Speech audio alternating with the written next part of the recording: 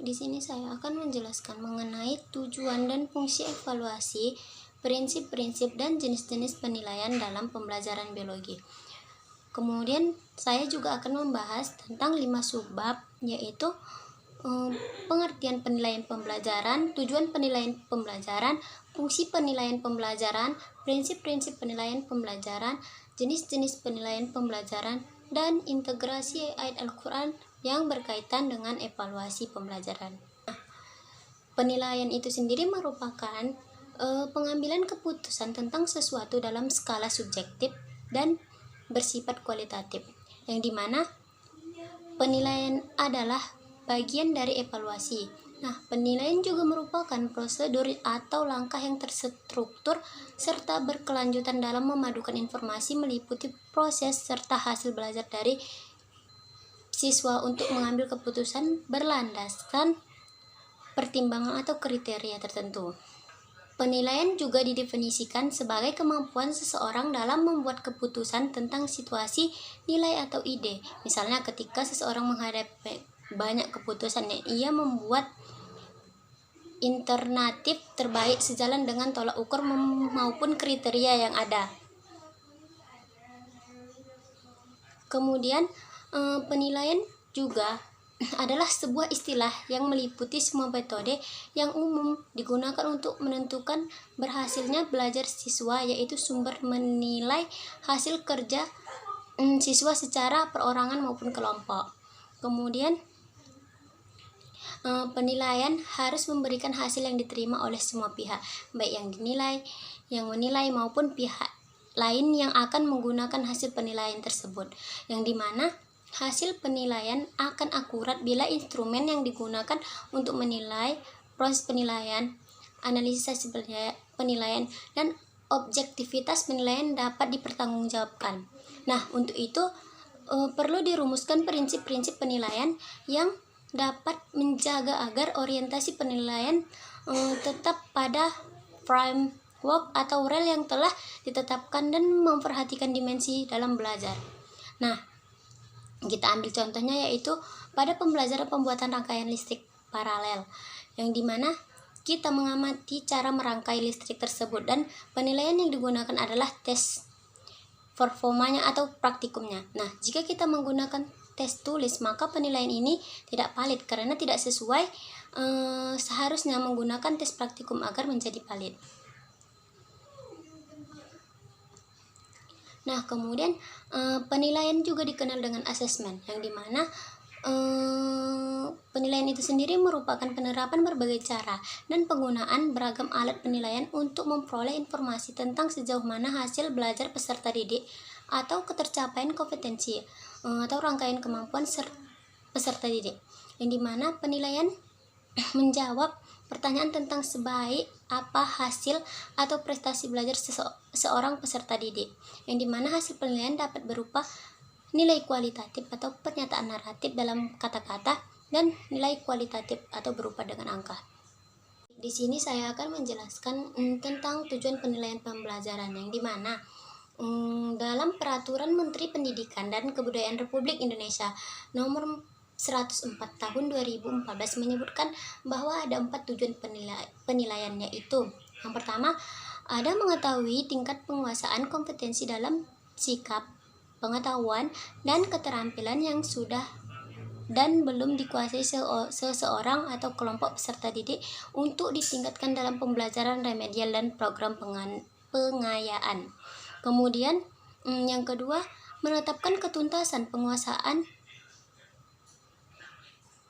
kompetensi belajar peserta didik dalam kurun waktu tertentu, yaitu harian, tengah semester, atau semesteran, 1 tahunan, dan di masa studi satuan pendidikan. Kemudian menetapkan program perbaikan atau pengayaan berdasarkan tingkat penguasaan kompetensi bagi mereka yang diidentifikasi sebagai peserta didik yang lambat atau cepat dalam belajar dan pencapaian hasil belajarnya.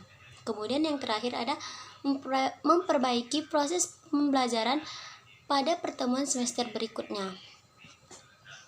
Nah, kemudian ada fungsi penilaian pembelajaran, yang dimana yang terdapat di dalam buku Rahman 2019 yang menjelaskan bahwa fungsi penilaian terdiri dari beberapa. Yang pertama ada penilaian berfungsi selektif, yang dimana dengan cara mengadakan penilaian, guru mempunyai cara untuk mengadakan seleksi atau penilaian terhadap peserta didiknya.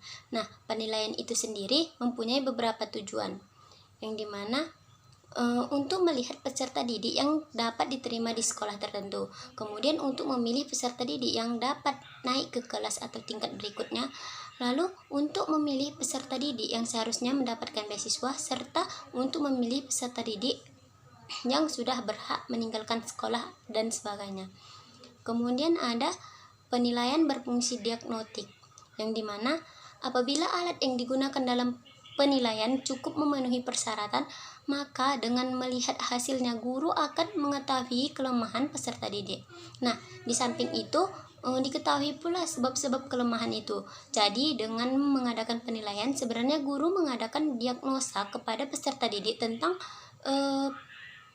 kebaikan dan kelemahannya.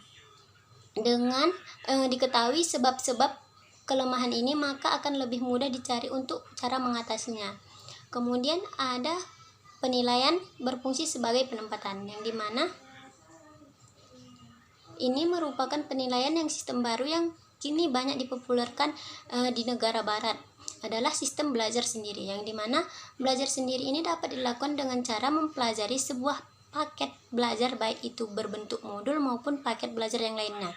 Nah, kemudian ada penilaian berfungsi sebagai pengukur keberhasilan, yang dimana fungsi dari penilaian yang dimaksud untuk mengetahui sejauh mana suatu program berhasil diterapkan telah disinggung pada bagian sebelum ini. Keberhasilan program ditentukan oleh beberapa faktor, yaitu guru, metode atau strategi pembelajaran yang digunakan oleh pendidik, media pembelajaran yang digunakan oleh pendidik, adapun kurikulum, sarana dan prasarana serta sistem administrasinya.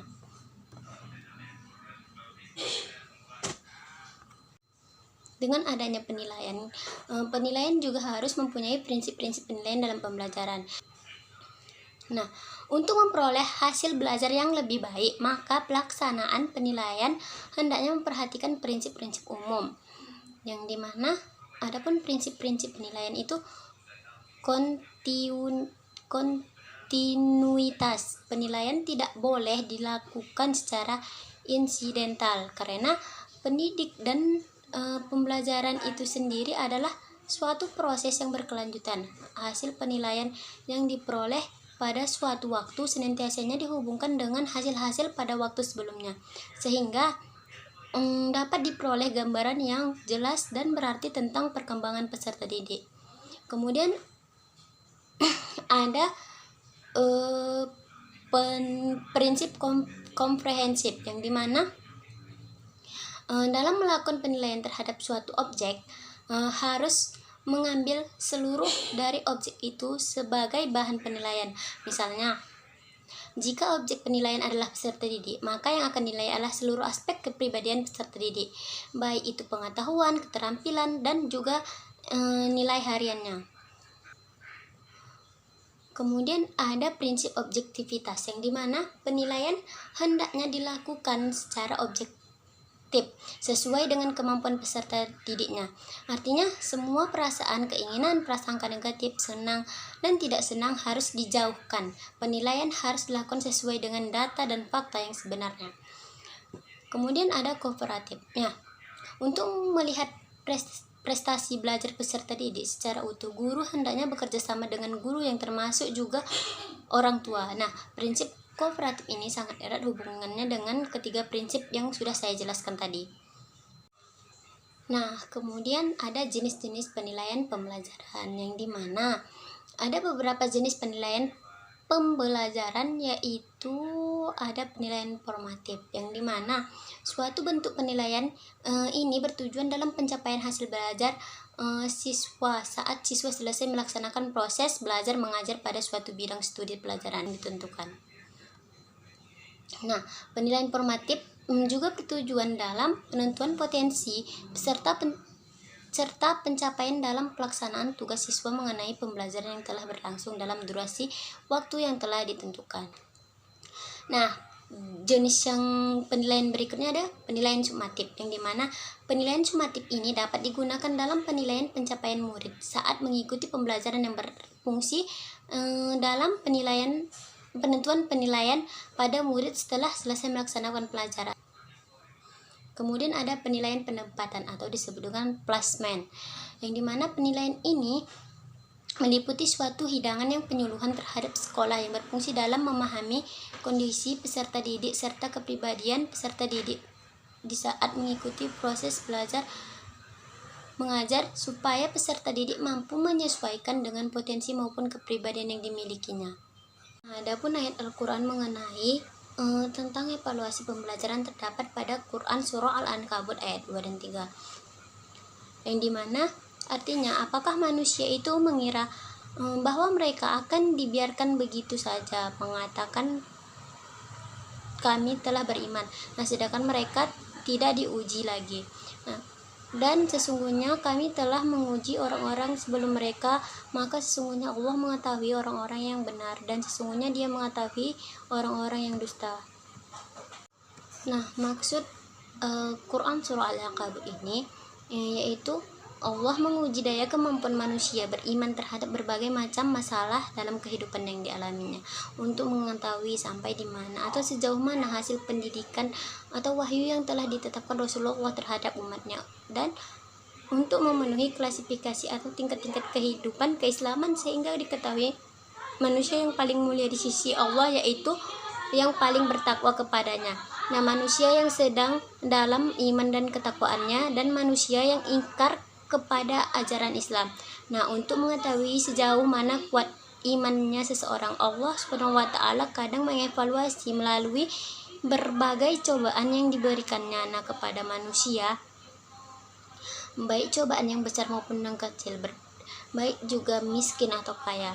Nah, berdasarkan Quran Surah Al-Ankabut ayat 2 dan 3 juga seseorang pendidik mesti mampu menanamkan nilai-nilai kesadaran kepada peserta didik untuk mengevaluasi dirinya sendiri. Nah, dorongan dari evaluasi yang dilakukan peserta didik mesti dorongan untuk menghisap dirinya sendiri, dan itu akan mendorong keberhasilan dari sebuah pendidikan.